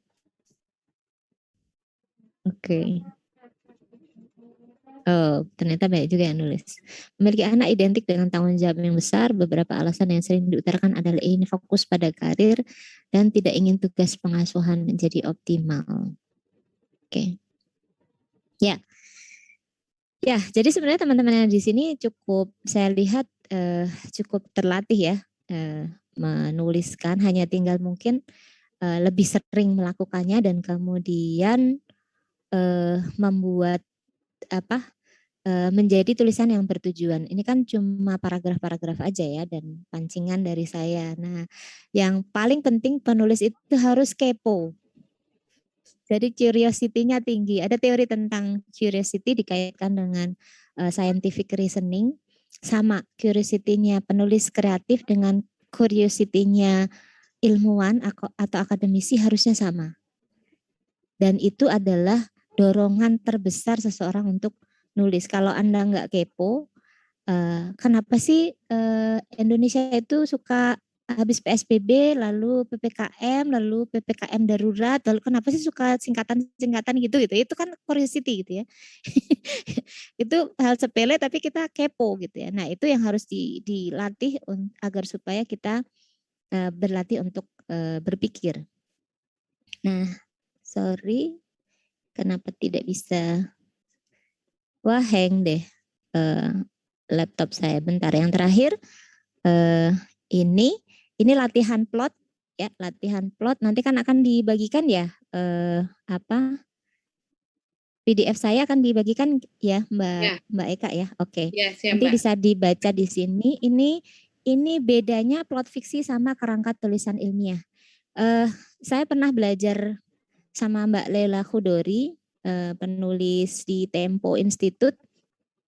Saya diajarin plot 3 babak, jadi walaupun saya udah nulis dari tahun 2001, tapi saya masih suka gitu ya, ikut-ikut diskusi penulisan gitu, karena mungkin beda Lela Khudori sama Di Lestari, mungkin beda dengan Asma, mungkin beda dengan Mbak Elvi gitu ya, cara menulisnya. Tapi plot 3 babak ini adalah yang biasa dilakukan oleh penulis, hampir semua penulis. Jadi kalau mau nulis itu ketemu semua tujuan dari nulisnya. Dia mau nulis apa sih? Gitu. Itu udah utuh gitu ya. Nah, kenapa kita harus nulis plot 3 babak? Karena akan mengurangi kemungkinan untuk writer's block. Jadi block writer itu jadi ketidakmampuan untuk terus menulis sampai selesai itu biasanya karena nggak bikin plot. Nah, saya termasuk penulis yang agak-agak males gitu nulis plot. Tapi ketika ketemu sama Mbak Lela Khudori, Intan, kamu tuh harus nulis plot 3 babak gitu ya. Walaupun kamu udah terlatih, tapi kamu harus tetap bikin plot. Ya saya ikutin aja dan benar gitu lebih cepat jadinya. Karena kita berarti membuat satu kerangka besar. Nah, tulisan ilmiah juga gitu. Teman-teman yang lagi nulis skripsi atau lagi nulis artikel jurnal membuat kerangka dan merencanakan apa yang akan ada di dalam kerangka itu menjadi penting untuk membuat tulisan kita menjadi lebih lancar. Ini plot 3 babak cerpen yang saya tujukan ke Republika, tapi entah kenapa nggak dimuat-muat gitu ya. Ya itulah nasib penulis gitu ya. Kadang-kadang harus menunggu tanpa ketentuan gitu ya, nulis ke jurnal psikologi mungkin juga bisa begitu gitu lama gitu ya. Saya pernah di review sama salah satu jurnal Sinta 2 itu sampai 1 tahun gitu ya. Tapi setiap kali saya bilang, boleh nggak saya tarik naskahnya gitu ya, biar ke tempat lain. Jangan Mbak, ini terbitin di sini, tapi tolong perbaiki yang di sini gitu. Ya, mari kita lakukan. Nggak usah sakit hati. Ya, penulis nggak boleh terlalu sering sakit hati. Karena resiko Anda ketika sudah mempublish tulisan berarti dikomentari dan akan dibaca oleh orang. Tidak semua orang setuju sama tulisan Anda. Nah, ini plot 3 babak tentang laki-laki bernama Anggara, fotografer yang percaya kata-kata Erich Fromm bahwa cinta itu membebaskan, baru saja patah hati karena Armina, kekasih Perancisnya, sudah sekian lama tinggal bersama, memutuskan untuk pergi dari hubungan mereka. Ini cerpen setting di Perancis, pakai setting demonstrasi lawan Perdana Menteri Perancis yang menghina, yang nggak mau nutup salah satu media yang menghina Islam. Ini saya kirim ke Republika kemarin, tapi belum ketahuan nasibnya. Nah, kerangka tulisan ilmiah juga demikian. Ini saya tulis contohnya, nanti bisa dibaca kembali, bisa dibaca dengan detail, atau mau kita jadiin diskusi di siang hari ini gitu ya. Sama-sama, saya sarankan teman-teman ketika nulis itu sudah punya kerangka besarnya, atau dalam penulisan fiksi namanya plot 3 babak. Oke ya, jadi udah tahu nih endingnya mau ngapain gitu ya. Endingnya mau ending terbuka atau kesimpulannya. Kalau kerangka tulisan ilmiah harus udah selesai dulu nih hasil perhitungan kuantitatif atau analisis kualitatifnya harus udah selesai dulu, baru bisa dibuat kerangkanya gitu ya. Kalau proposalnya kan cuma bab 1, 2, 3. Nah, 4 dan 5 harus selesai dulu nih, analisis statistik atau analisis kualitatifnya. Baru kemudian bisa dibuat format 4 dan 5-nya. Tapi caranya sama, buatlah kerangka untuk memudahkan Anda menulis. Oke, saya mau numpang promosi sekitar akhir tahun. Saya sama Naufalul Umam, dosen Universitas Mercu Buana, nulis skripsi itu gampang. Jadi kalau nulis skripsi SKRIPSI itu memang gampang gitu ya, tapi nulis isinya yang nggak tahu belum tentu. Oke, saya pikir itu yang bisa saya sampaikan, Mbak Eka. Terima kasih kesempatannya. Mudah-mudahan jadi pemantik saja untuk diskusi lebih lanjut. Mohon maaf jika ada kesalahan. Assalamualaikum warahmatullahi wabarakatuh. Waalaikumsalam warahmatullahi wabarakatuh. Baik, terima kasih. Sangat menarik ya Mbak Intan ya. Mulai dari yang fiksi ke ilmiah. Nah, seperti itu. Nah, ini kita akan ada buka sesi tanya jawab atau diskusi kepada para peserta. Saya berikan waktu, mungkin kita diskusinya 15 menit ya Mbak, karena nanti akan ada pengumuman pemenang, giveaway dari Pak Dekan juga tadi, dari panitia juga ya Pak. Nah, silakan Bapak Ibu mungkin bisa raise hand atau ini tunjuk tangan. Tinggal menyebutkan nama dan asalnya. Ya, saya Paramita dari Jogja. Ya, saya mau bertanya. Tadi saya tertarik dengan tulisan tesis Mbak Intan tentang tidak cinta tapi menikah. Ya, salah satu judul tesisnya itu. Nah, itu Mbak Intan melakukan studi kualitatif atau kuantitatif. Nah, itu pertanyaan saya, dan itu mungkin bisa menginspirasi mahasiswa yang lain untuk menulis dengan topik yang senada, atau mungkin bisa menulis topik dengan cinta tapi tidak menikah, misalkan seperti itu. Nah, itu berapa sampel atau respondents yang kita butuhkan, atau kita bisa juga dengan meneliti secara kualitatif. Nah, begitu pertanyaan dari saya. Terima kasih. Ya. Tema baru ya Bu, cinta tapi tidak menikah. Iya. Fenomena baru nih Bu. Banyak nih cinta tapi tidak menikah. Ghosting katanya Bu sekarang. Iya. Oke, langsung dijawab atau dikumpulin dulu Mbak Eka? Kita kumpulin dulu ya Mbak. Oke, ada lagi? Ya, satu Bu. Oke, silakan Pak Dekan. Waduh, jangan-jangan giveaway untuk Pak Dekan lagi nanti nih. Jangan susah-susah ya Pak pertanyaannya. Silakan Pak. Iya, baik. Terima kasih sekali. Tentu saya ucapkan sekali lagi terima kasih luar biasa Bu Intan. Mungkin pertanyaan atau apa nih nanti kategorinya Bu Komentar Intan? boleh Pak, kasih masukan ya Pak. Saya ini latar belakang pendidikannya itu S3 pendidikan IPS, tapi IPS-nya ekonomi, dan hari ini konsentrasinya ke kewirausahaan atau entrepreneur. Problem di entrepreneur ini bukan hanya di Indonesia tapi di seluruh dunia, ya. Ternyata ada persoalan psikologis. Ya. Jadi entrepreneur itu sebenarnya akarnya adalah mentalitas. Jadi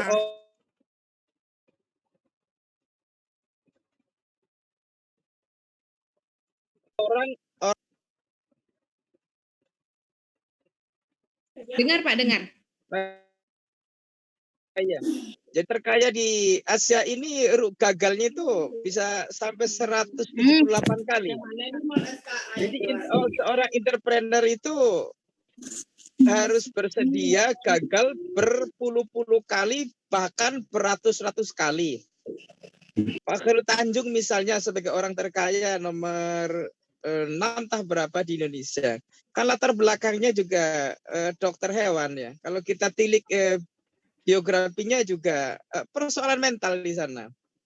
Karena itu 1 bulan saya sebagai dekan psikologi itu bertanya, bisa nggak kita membuat buku ya entrepreneur psikologi atau psikologi entrepreneur gitu.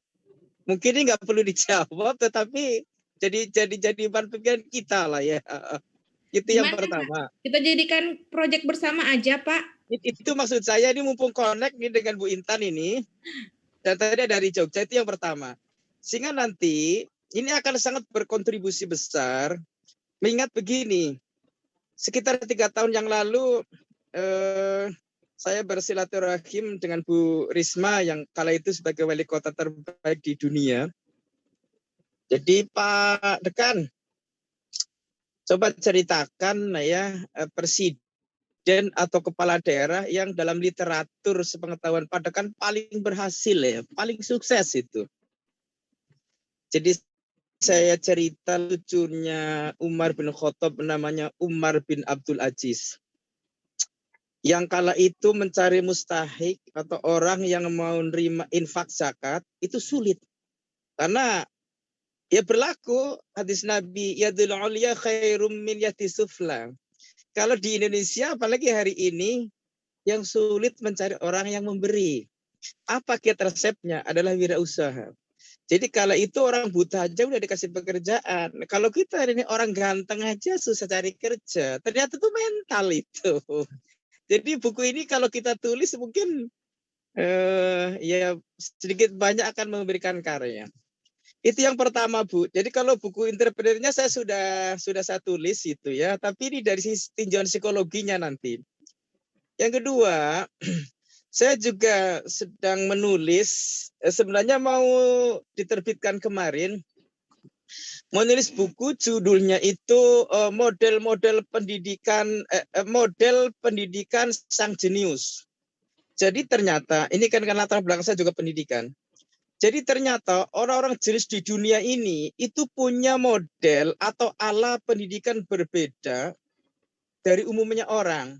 Misalnya lah ya, di Indonesia ada nama Bu Susi, mantan Menteri Kelautan. Itu cuma tamat SMP kan. SMA nggak bisa diterima itu di sekolah. Cara berpikir bersikapnya. Tetapi siapa yang tidak mengakui kejeniusan beliau gitu ya. Ketika jadi menteri dengan beraninya ya. Waktu ada kapal nelayan dari luar negeri curi ikan kita. Udah tenggelamkan aja. Ini gabungan dari kecerdasan dan keberanian. Ya, Pak Habibie misalnya, Isaac Newton dan termasuk Nabi Muhammad itu adalah orang-orang jenius yang memang di atas rata-rata, tetapi punya model pendidikan ala yang nggak umum dan nggak bisa diterima di sekolah. Thomas Alva Edison misalnya, saya sudah tulis 25 tokoh yang menurut saya sangat menarik untuk kita simak ya. Bahkan jadi saya kepingin berkolaborasi. Jadi ala atau model pendidikan ditinjau dari sisi psikologi. Ini kan juga persoalan mental juga, ya.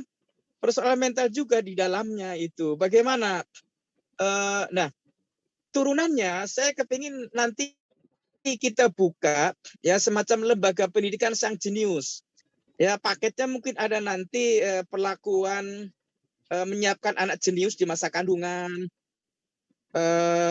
mungkin paket pendidikan menyiapkan anak jenius di masa golden age dan lain sebagainya gitu.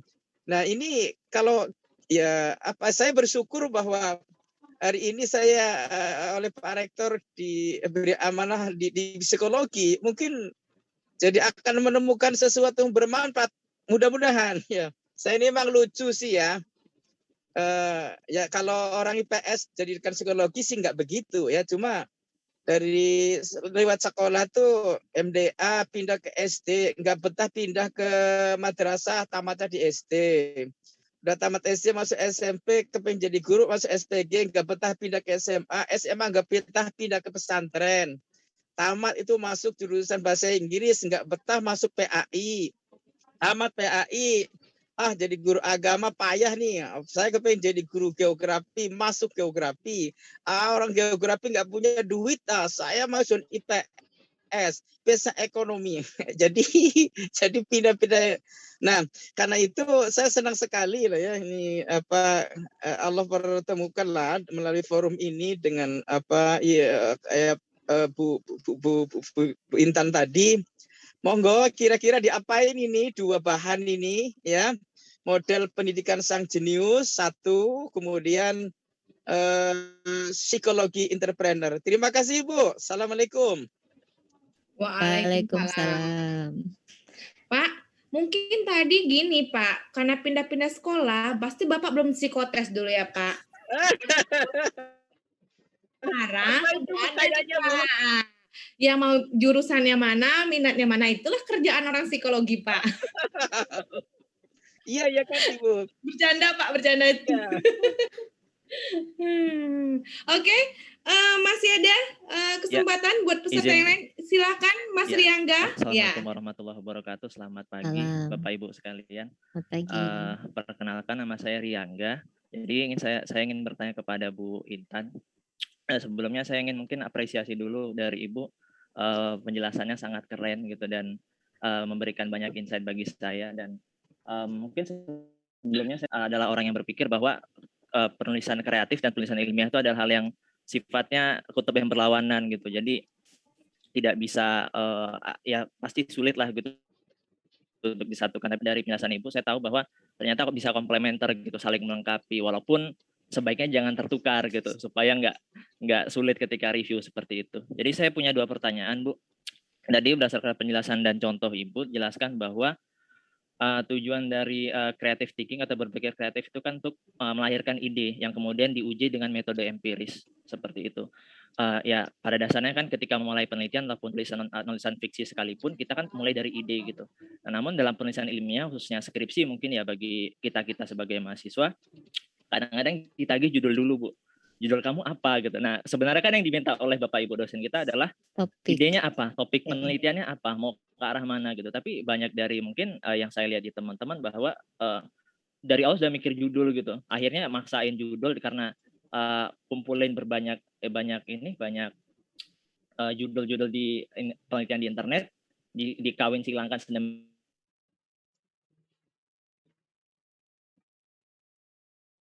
demikian rupa akhirnya bingung karena nggak tahu mau diapain gitu, karena tidak tahu gitu dan mungkin minta pendapat dari Bu kira-kira mengenai fenomena ini seperti apa. Kemudian yang kedua Bu, yang terakhir tadi kan Ibu juga menjelaskan bahwa creative thinking ini juga sebenarnya juga memicu kreativitas kita dalam menulis ilmiah gitu. Tapi mungkin saya agak sedikit kurang sependapat Bu, karena kayaknya itu hanya hal yang akan aplikatif pada orang-orang profesional seperti Ibu dan Bapak Ibu dosen yang lain. Seperti itu. Dan mungkin kami mahasiswa atau penulis pemula akan kesulitan dan bahkan mungkin ketika banyak baca buku fiksi akan lost in insight gitu. Jadi banyak insight-nya cuman implementasi dalam penulisan ilmiahnya bingung mau diapain. Oh tahu nih tentang quarter life crisis misalnya gitu. variabelnya apa ya gitu. Jadi banyak teman-teman yang mengalami hal seperti itu, kesulitan di operasionalisasi dan apa ya? Dan menurut saya sih kayaknya untuk kami yang amatiran seperti ini butuh basis pengetahuan yang baik, khususnya di teori dan metodenya seperti itu. Dan mungkin minta pendapat dari Ibu juga kira-kira bagaimana nih kami yang amatiran bisa mengejar profesionalitas Bapak dan Ibu sekalian. Demikian, terima kasih, maaf terlalu panjang. Oke. Terima kasih banget nih Mas Riyangga. Bu, masih ada ya Bu? Masih silakan, boleh? silakan. Nggak apa-apa, silakan. Ya, Pak Setio Kridowantoro. Silakan Pak. Oke. Assalamualaikum warahmatullahi wabarakatuh. Mudah-mudahan teman lama itu ya. Pak Wawan ya. Gini Bu, saya itu ada ini mungkin blank spot ya, begitu nulis gitu kan, alur udah kita buat, kemudian outline udah kita buat, rumpun udah ditentukan, cuman tengah jalan